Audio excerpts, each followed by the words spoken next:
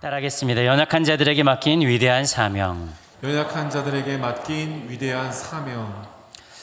2017년 말 저는 10년 정도의 사역을 마무리하고 유학을 떠나기로 결정했습니다. 개인적으로는 일기 사역이라고 개인적으로는 평가합니다만 여러 가지 부족함도 있고 또 다음 세대를 위해서 어떻게 준비되어야 될까 고민하는 마음으로 유학을 결정했습니다만 제게 유학을 결정하고 가장 어려운 일은 자녀들의 적응 문제였습니다. 저도 어쩔 수 없는 아빠니까 먼저 유학을 떠났던 선배들에게 이런 문제들을 서로 이야기 나누고 있어요. 그 중에 우리 유정상 목사님도 계시는데요. 유학 선배들에게 어떻게 해야 됩니까? 어떻게 하는 게 좋을까요? 이렇게 여쭤보니까 열의 9, 95% 이상은 애들 걱정은 하지 말고 너나 적응 잘해라 하는 이야기였습니다. 그럼에도 어린 자녀들을 데리고 이제 초등학교 1학년 유치원생 데리고 타지로 간다는 것이 제게는 부담스러운 일이고 무모한 일이 아닌가 하는 생각이 들기도 했어요.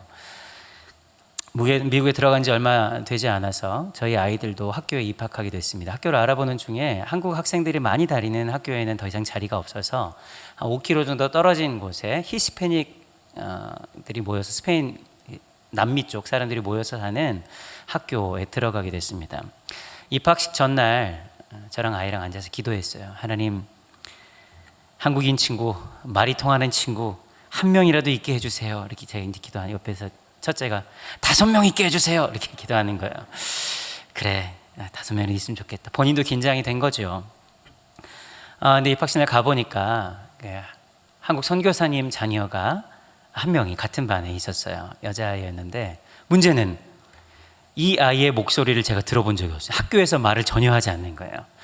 이 친구 선교지에서 들어온 지 1년 정도 된 아이였는데 한 달 정도 있다가 아버지가 선교지로 나가야 돼서 떠나버렸습니다. 이제 그 학교에 아시아는 저희 아이들 둘밖에 없습니다. 누가 캘리포니아에 아시안들이 많다 그랬나요? 참 어려웠겠다 싶은 마음이 있어서 제가 이제 한편으로 괜찮을 거야. 이제 친구들도 많이 사귀었고 선생님도 이제 잘해 주시니까 괜찮을 거야라고 말했지만 걱정스러운 마음이 드는 건 사실이었어요. 그런데 며칠 후 아이들 데리러 이제 학교에 갔습니다. 학교에 갔더니 저 멀리서 교문이 열리니까 아빠 하면서 막 뛰어오는 거예요. 막 안기더니 만면에 환한 미소를 띠면서 나 오늘 학교에서 달리기 했는데 2등 했어. 자기 자랑하는 겁니다. 아마도 아이는 자기가 학교에서 잘했고 칭찬받은 것을 엄마 아빠가 알면 기뻐할 것이라고 생각했던 것 같아요. 그 말이 제게는 아빠 나 잘 지내니까 너무 걱정하지 마라는 말로 들었습니다. 이렇게 미국 들어간 지 한 2달 정도 됐을 때 일인데요. 그 모습을 보면서 저는 한 가지 깨달음이 왔어요. 아이들도 부모가 무엇을 원하는지, 무엇을 좋아하는지, 그리고 무엇을 기뻐하는지 알고 그렇게 노력해서 칭찬받고 싶어 하는구나. 그리고 그것을 보고 기뻐하는 부모가 있으면, 엄마 아빠가 있으면, 엄마 아빠 함께 하면 오전 내 오후 내 적응하려고 애쓰고 힘썼던 그 무거운 마음들이 스르르 녹는구나 하는 생각이었습니다. 그러면서 연이어 이렇게 아이들도 부모의 마음을 이해하고 서로 기뻐하기 위해서 어떻게 행동해야 되는지 알고 노력하는데 나는 과연 하나님의 마음을 얼마나 알고 있는가 하는 생각이었습니다. 하나님이 기뻐하시는 삶을 살고 있는가?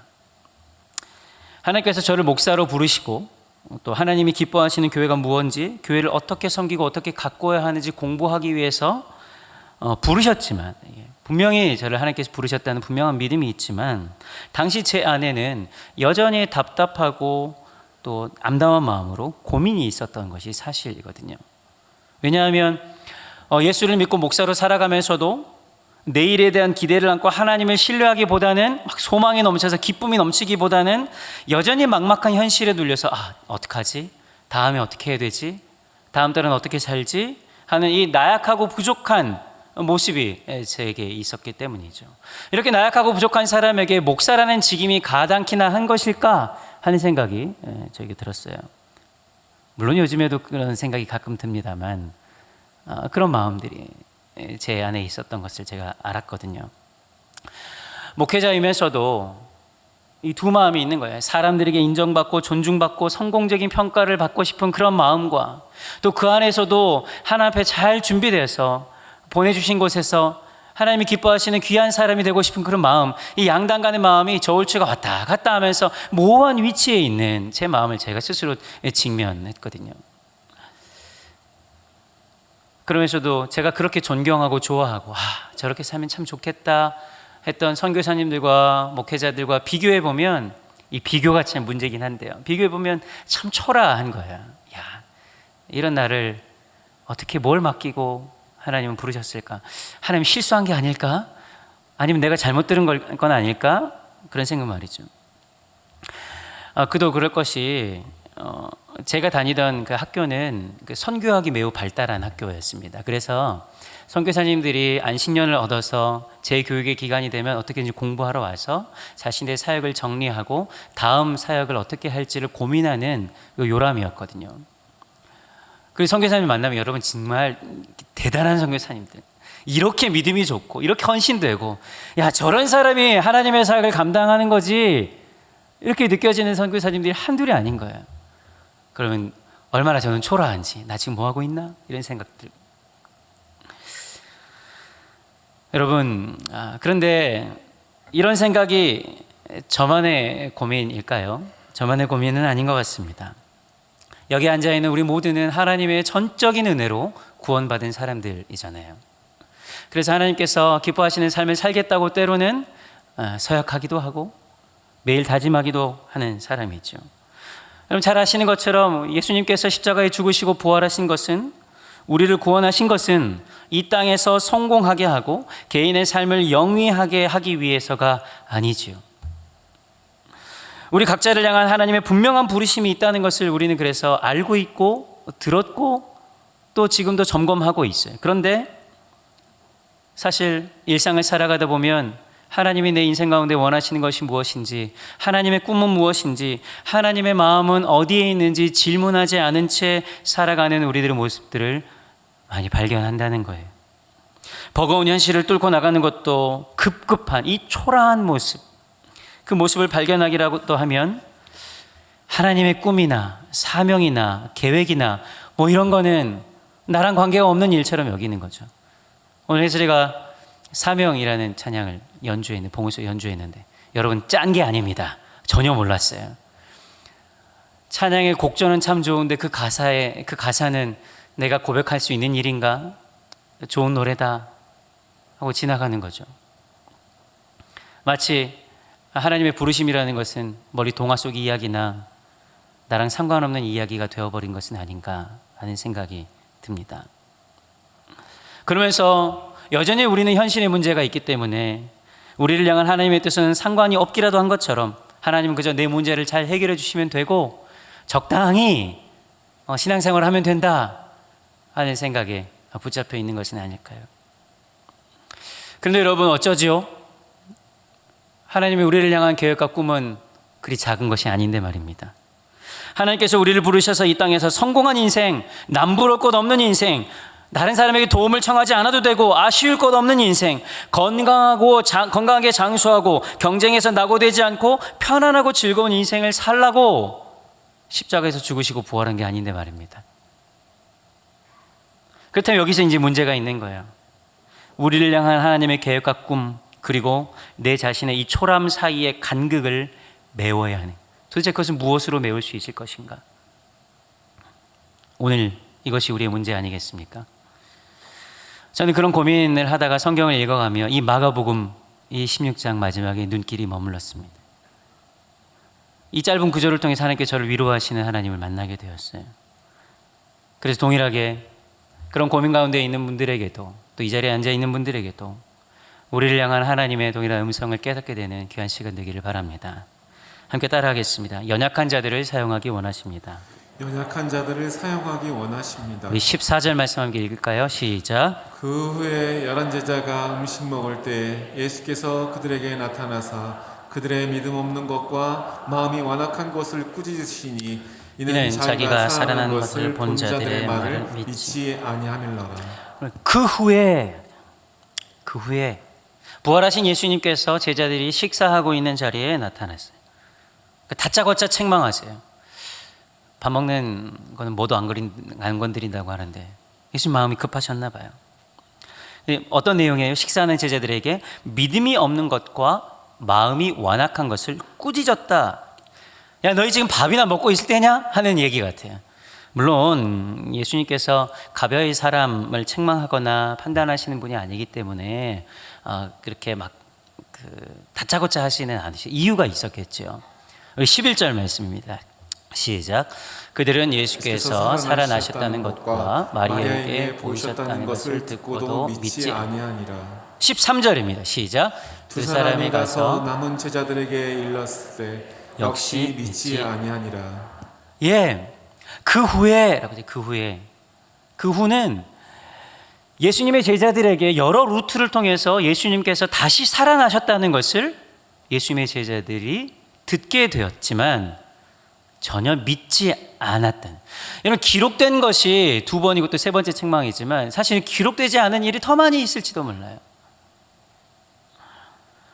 여러 루트를 통해 부활의 소식을 들었지만 예수 그리스도께서 부활하셨다는 것을 믿지 않았어요. 그러니 예수님께서 얼마나 답답하셨겠어요. 그래서 직접 나타난 것이죠. 그래서 안타까운 마음을 담아서 제자들을 꾸짖습니다. 이해가 되는 면도 있어요. 그런데요, 제가 더 놀라웠던 사실은 바로 그 다음에 있습니다. 역설적이게도 그들을 책망하고 난 뒤에 그들에게 진짜 중요한 사명을 맡기셨다는 거예요. 15절 말씀 시작. 또 이르시되 너희는 온 천하에 다니며 만민에게 복음을 전파하라. 아멘. 저는 이 장면을 보고 너무 큰 위로를 받은 거예요. 그리고 격려가 됐어요.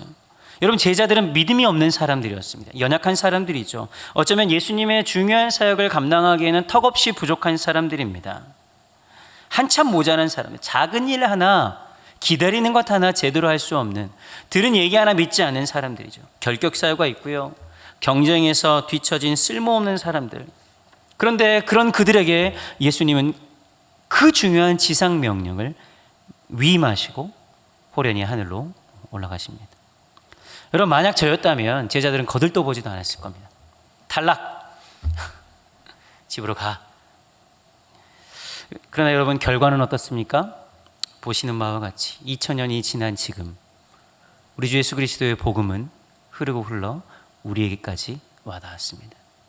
2000년 전 중동의 아주 작은 지방에서 일어난 성공 가능성이 전혀 없어 보이는 하나님 나라 운동이 그 연약한 사람, 자격이 없어 보이는 사람들에게 맡겨졌고 지금은 우리 교회뿐만 아니라 전 세계를 뒤덮고 있습니다. 하나님은 그 믿음이 연약한 제자들을 그렇게 바라보지 않으셨다는 것이죠. 여러분, 토마스 에디슨을 잘 알고 계시죠? 발명왕. 특허가 1300개가 넘고 아직도 그의 영향력 아래 우리는 좀 살아가고 있는데, 여러분, 그러나 그가 처음부터 어렸을 때부터 천재적인 재능을 뽐냈던 것은 아닙니다. 오히려 그는 매우 독특하고 엉뚱해서 사람들을 매우 곤란하게 만들기로 했어요. 흑인들을 하얗게 만들어 보겠다고 막 데려가서 실험해 보기도 하고, 풍선에다가 가스를 띄우면 올라가잖아요. 그러니까 사람이 가스를 먹으면 뜨지 않을까 하고 가스를 먹여보기도 하고, 막 사고의 뭉치였어요. 학교에서는 난청이 있었거든요. 그리고 ADHD도 좀 있어서 학생들은, 이게 뭐 이런 분들을 폄하한 게 절대 아닙니다. 친구들이 막 따돌렸어요. 엉뚱한 애라고, 바보라고 따돌리기도 하고, 그럼에도 불구하고 선생님들한테는 늘 엉뚱한 짓을 해대가지고 학교에서 문제를 일으키는 아이였습니다. 어느 날 에디슨이 학교에서 편지를 받아왔습니다. 이게 밀봉되어 있는 편지예요. 편지에 이 편지는 엄마만 읽을 수 있대. 엄마에게 전해줬어요. 편지를 받아든 에디슨의 어머니 낸시는 편지를 뜯어봅니다. 찬찬히 읽어가면서 눈물을 뚝뚝 흘려요. 에디슨이 이렇게 쳐다보고 있지 않았겠어요? 그러니까 무슨 내용이냐고 물어보니까 엄마가 읽어주는 거예요, 편지를. 에디슨, 편지 이렇게 써 있어. 당신의 아들은 천재입니다. 우리 학교에서는 당신의 아이를 가르칠 선생님이 없습니다. 이제부터는 집에서 잘 가르쳐 주십시오. 이런 내용이 있다고 읽어주는 거예요. 그래서 그날부터 에디슨은 어머니와 함께 재미있는 여정을 시작합니다. 모든 질문을 다 수용하는 거예요. 그런데 어머니가 이제 세월이 지나서 어머니가 죽게 되고, 에디슨은 함에 담겨 있는 그 편지를 직접 보게 됩니다. 그런데 그 편지에는 사실은 이렇게 적혀 있었던 거예요. 당신의 아들에게는 심각한 문제가 있습니다. 너무 미련해서 가르칠 수 없으니 퇴학 처분합니다. 그게 편지의 내용이었던 거예요. 에디슨은 학교에서 퇴학 처분을 당했지만 어머니는 그 편지를 그렇게 읽지 않았던 거예요. 어머니 낸시는 에디슨의 모든 질문을 수용하고 그 이후에 이 아이가 가지고 있는 잠재력, 또 그가 원하는 것들, 그가 할 수 있는 일들을 할 수 있도록 최대한 지원하고 버팀목이 되어 주었습니다. 낸시의 믿음 안에서 그의 잠재력은 폭발했고 그 재능을 키워갔습니다. 에디슨 전기를 읽어보면 그의 전기에서 에디슨이 이렇게 고백해요. 나를 믿어주는 어머니를 실망시켜드리지 않기 위해서 나는 최선을 다했다.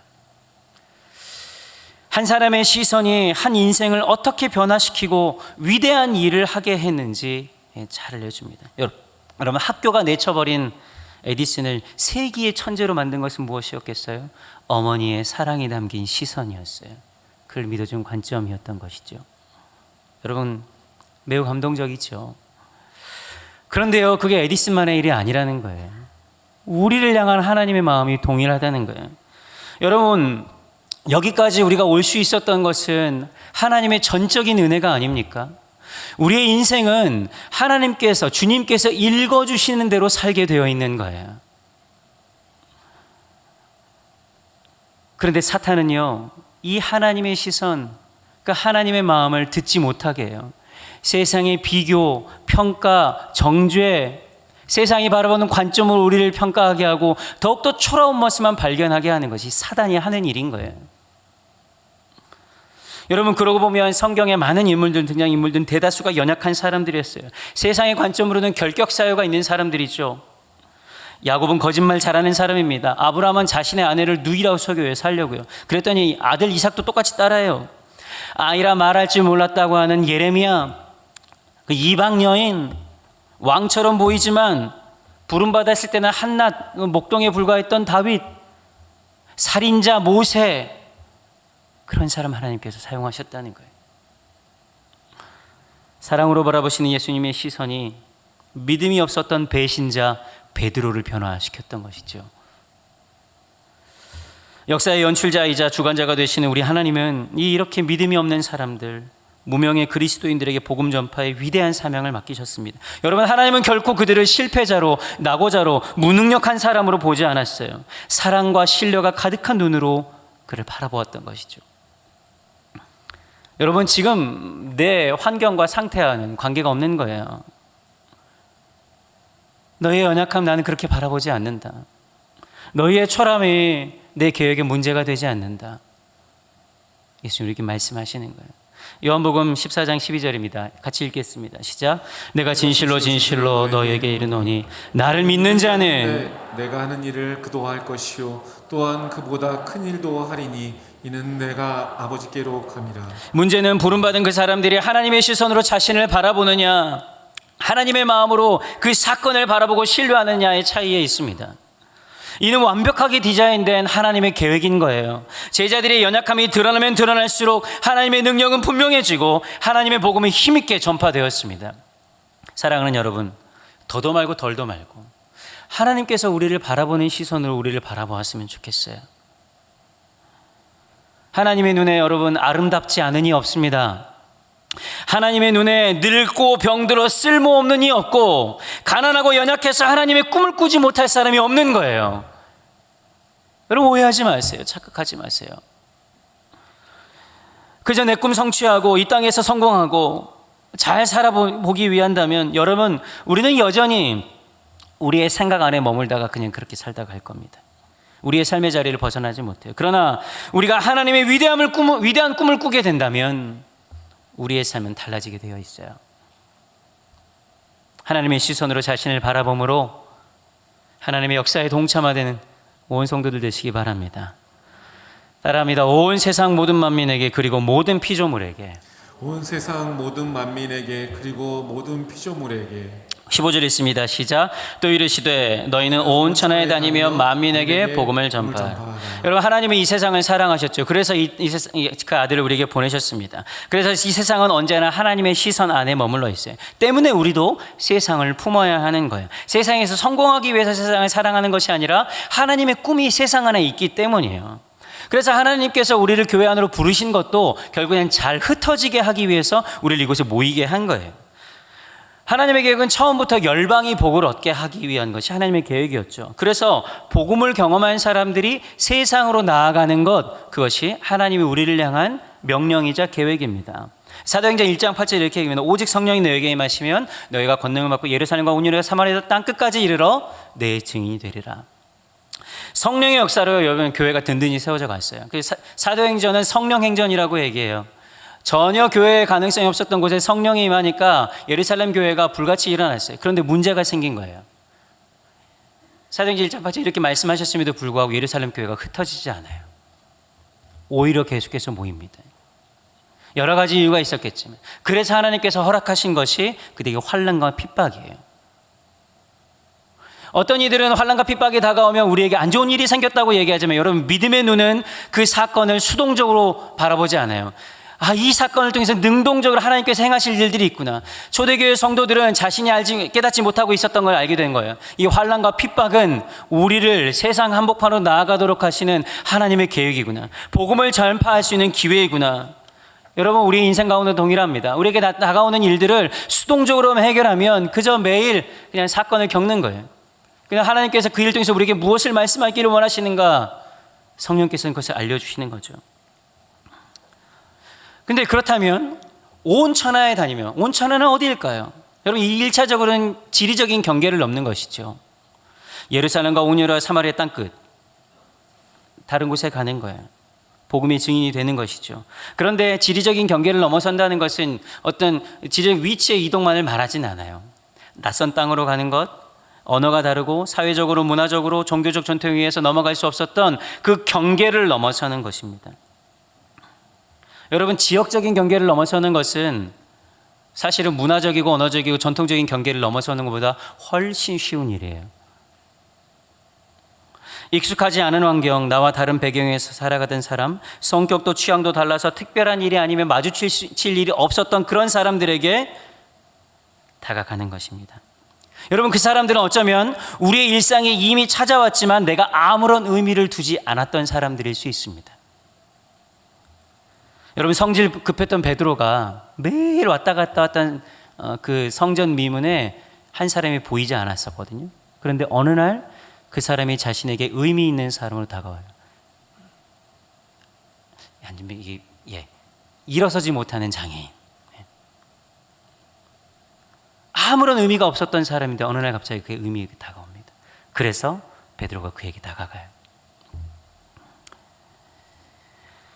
마태복음 25장에 보면 예수님께서는 지극히 작은 사람 한 사람에게 하지 않은 것이 나에게 하지 않은 것과 같고, 지극히 작은 사람 그에게 긍휼을 베푸는 것이 나에게 베푸는 것 같다고 말씀하셨어요. 우리 삶에 사랑하는 여러분, 하나님의 역사와 계획과 사건이 나타나지 않은 이유는 무엇일까요? 그것은 나의 인생이 내가 이미 익숙한 지경 안에만 머물러 있기 때문에 그럴지도 몰라요. 여러분, 내가 익숙한 곳에서는 하나님의 기적이 일어날 필요가 없어요. 도움받을 필요가 없잖아요. 집안에 자는데 기적과 같은 일어날 일이 뭐가 있어요? 여러분, 우리는 이미 우리에게 다가온 가까이 있는 그 한 사람을 주목해야 합니다. 온 천하로 번역된 코스몬이라는 헬라어는 코스모스, 우주거든요. 이 우주가 저 멀리 있는 게 아니에요. 내 주변에 있는 사람들부터인 거예요. 어쩌면 나에게 가장 가까운 사람이 가장 멀리 있는 땅끝일지도 몰라요.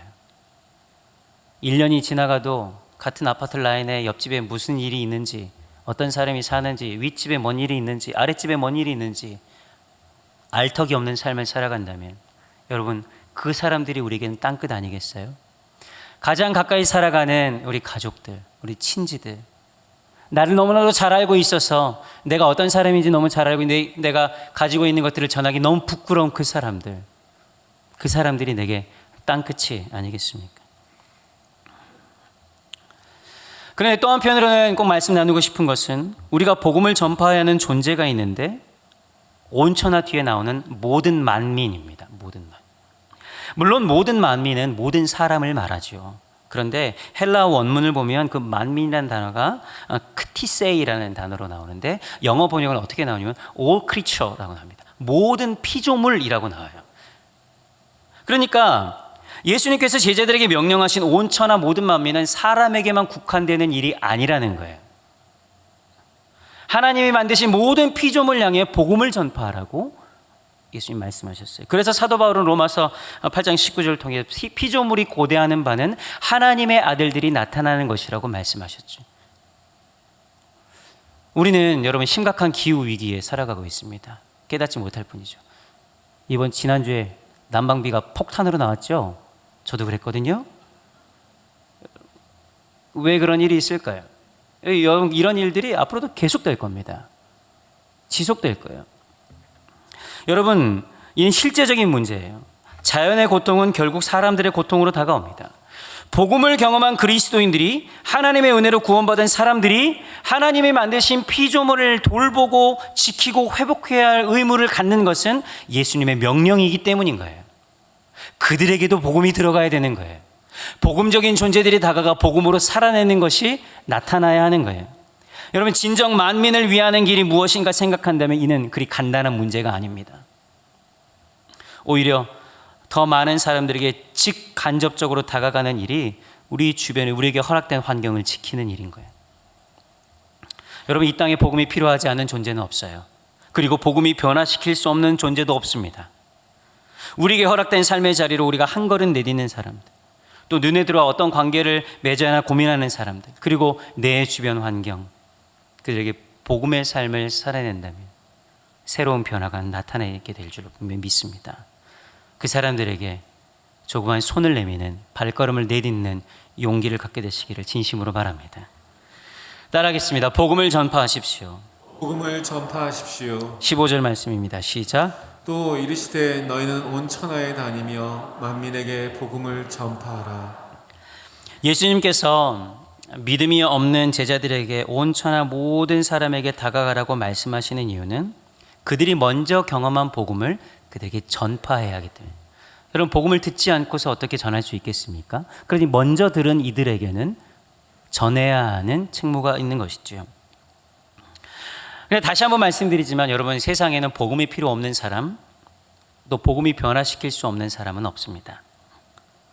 오늘 우리에게도, 여기에 있는 우리들에게도 복음이 필요합니다.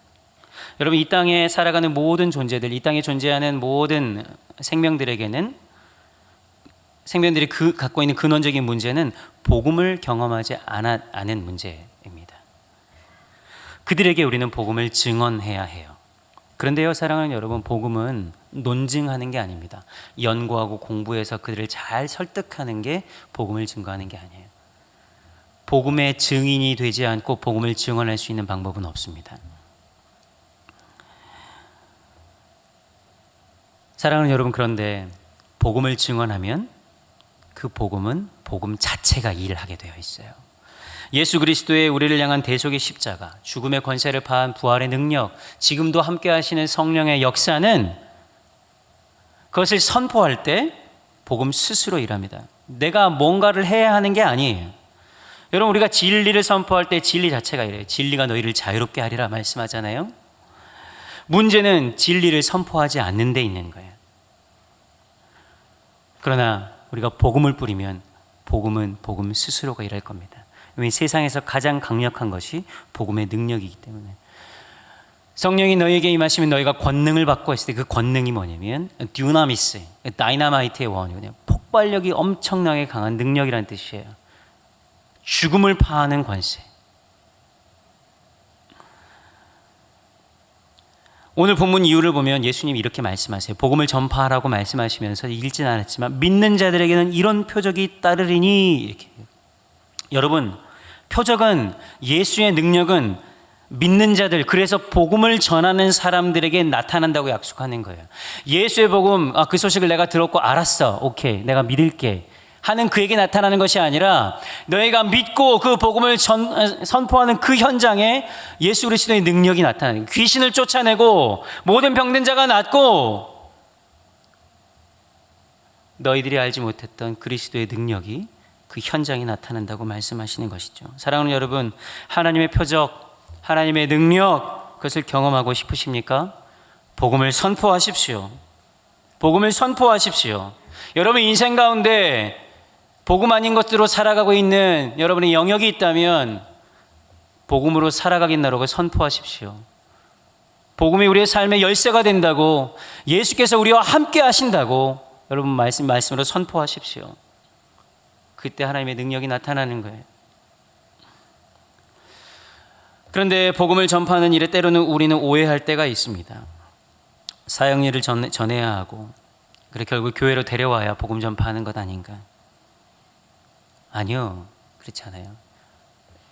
교회로 그를 데리고 오는 것하고 복음을 선포하는 것하고는 구분해야 해요.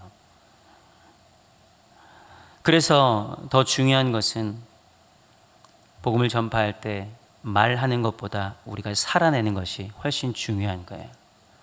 그래서 일찍이 발표된 메라비안의 법칙이라고, 의사소통의 법칙인데요. 여러분, 나의 의견과 생각을 다른 사람에게 전할 때 언어적인 요소는 7%밖에 영향력이 없다. 93%가 비언어적 요소라는 거예요.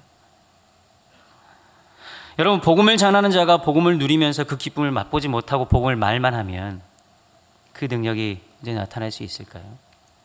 오히려 복음을 진정으로 믿는 사람이 복음 전파하지 않고 복음대로 살지 않는 게 더 어려운 거예요. 복음을 믿으라는 말보다 예수를 날마다 경험하고 예수님과 동행하는 삶을 그렇게 살아가면 복음을 경험하고 싶어하는 사람들이 생겨나게 되는 거예요. 여러분, 어떤 이들은 복음반 그렇게 해서 복음이 마치 신앙생활의 기초나 출발점이라고 생각하는 사람인데, 아니요, 그렇지 않아요. 복음은 신앙생활이 전부예요. 출발이자 마지막. 그리스도인의 삶은 이 복음을 경험하고 복음을 살아낼 때 나타나는 거예요. 여러분, 영적으로 성장한다는 게 무슨 말이에요? 복음반 이제 마쳤으니까 다음 더 고차원적인 거, 그 다음 제자, 여러분 이런 건가요? 아니요. 영적으로 성장한다는 것은 복음 자체를 뛰어넘는 것이 아니라 복음으로 더 깊이 들어가는 거예요.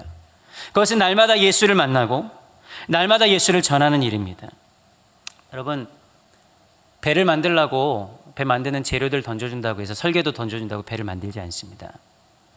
드넓은 바다를 계속해서 보여주고 그 바다를 꿈꾸게 하면 누군가 배를 만들게 되어 있어요. 저 높은 창공을 계속해서 바라보게 하면 하늘을 날고 싶어하는 마음이 생기게 되어 있어요. 드넓은 푸른 초원을 계속해서 보여주고 그것을 상상하게 하면 말을 타고 싶은 거예요. 사랑하는 여러분, 복음을 말로서 전파하는 것이 전부라고 한다면 그것은 복음을 축소하는 행위일지 몰라요. 내가 말했으니까 끝났다. 그렇지 않아요. 복음의 능력은 오늘도 복음으로 살아가는 하나님의 사람들을 통해서 전해지는 법이죠. 로마서 1장 17절에 그래서 이렇게 말씀합니다. 복음에는 하나님의 의가 나타나서 믿음으로 믿음에 이르게 하나니 기록된 바 오직 의인은 믿음으로 말미암아 살리라 함과 같으니라. 사랑하는 여러분, 사도 바울은 믿음으로 행하지 않는 모든 것은 죄라고 말씀했습니다. 복음은 오늘도 믿음으로 살아내려는 하나님의 사람들의 삶을 통해서 증언되고 증거되고 또한 증명되기도 할 것입니다. 저는 이곳에 있는 우리 거룩한 믿음 온전교회 온 성도들이 복음의 능력 안에 살아가기를 진심으로 바랍니다. 교회 다니는 것, 그저 교회 다니고 헌금하고 착한 일 하면 복 주겠지. 예, 그럴 수도 있습니다. 그러나 그것 때문에 예수님께서는 우리를 부르지 않고, 연약하고 부족하고 믿음 없지만 그러나 믿겠다고 결단하는 하나님의 사람들에게 위대한 사명을 맡기셔서 오늘도 우리와 함께 하기를 원하시는 그 하나님의 마음이 우리에게 있습니다. 오늘 우리에게 임하는 거예요. 저는 거룩한 온전교회 온 성도들이 이 복음의 능력에 힘입어 살아가기를 진심으로 바랍니다. 함께 기도하겠습니다. 함께 기도할 때 오늘 말씀을 기억하면서 좀 기도했으면 좋겠는데요. 따라 계신 연약한 자들에게 맡긴 위대한 사명, 자들에게 맡긴 위대한 사명, 연약한 자들을 사용하기 원하십니다. 연약한 자들을 사용하기 원하십니다. 온 세상 모든 만민에게 그리고 모든 피조물들에게 온 세상 모든 만민에게 그리고 모든 피조물에게 복음을 전파하십시오. 복음을 전파하십시오.